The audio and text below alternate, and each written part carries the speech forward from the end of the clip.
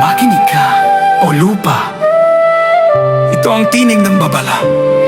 Sino'y tumindi, hindi umatras sa gitna ng tawa. Siya'y nanindigan, darating ang baha, wawasak ang lahat kung walang pagsisisi, walang kaligtasan. Tinanggihan ang tinig ng abay-hawa, pinagdawanan ang kanyang sugo. Ngunit ang babalay, sigaw ng pag-ibig, hindi sumpa, kundi panyaya. Hindi nais ng abay-hawa ang kapahamakan, hindi niya hangad ang pagkawasak. Ang kanyang tinig ay habag na tumatawag. Bumalik ka, anak. Darating ang baha, Darating ang hatol, ngunit bago ang hatol, ngunit bago ang hatol, may awa pang handog. Bumalik ka ngayon, huwag kang lumayo.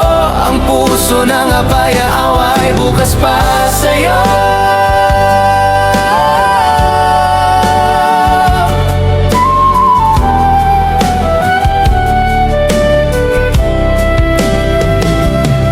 Mga anak ni Seth bumaba sa bundok, iniwan ng liwanag. pinili ang mundo, Ang kalinis ay napalitan ng kasinungalingan, at ang dangal ay nahulog sa lupa. may mga kwentong bumaluktot sa katotohanan, na anghel daw ang bumaba mula sa langit. Ngunit ang kasalanan ay pinili ng tao, hindi gawa ng abaya-hawa, hindi gawa ng langit.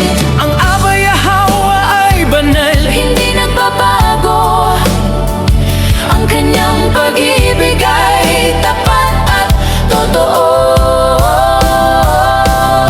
Sa gitna ng unos, may yakap na naghihintay. si Matusalem ay nagpalat nagsalita. Ingatan ninyo ang salita ng abaya-hawa. Ang daong ay kanlungan sa bagyo, isang pangako sa gitna ng dilim. Kaharian, saserdote, propesiya, mga kaloob na hindi niya binawi. Sa bawat salinlahi ang pag-ibig niya ay mananatili.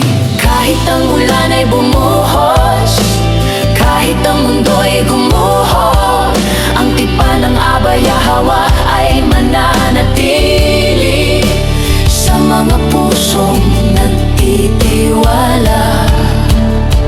Sa gitna ng baha, hinawakan mo ko, Hindi mo ako iniwan, hindi mo sa binitawan. bawat patak ng ulan naroon ka, nagligtas, nagmahal, naghintay.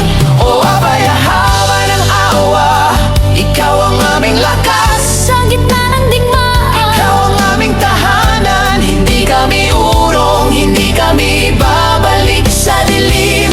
Sa iyong tipan kami tatayo, sa iyong pangalan kami lalaban. sa gitna ng baha, May buhay kang handog, sa gitna ng hatol may pag-ibig kang tugon. bumabalik kami sa yakap mo ngayon. Ikaw ang aming abaya-awa, magpakailanman.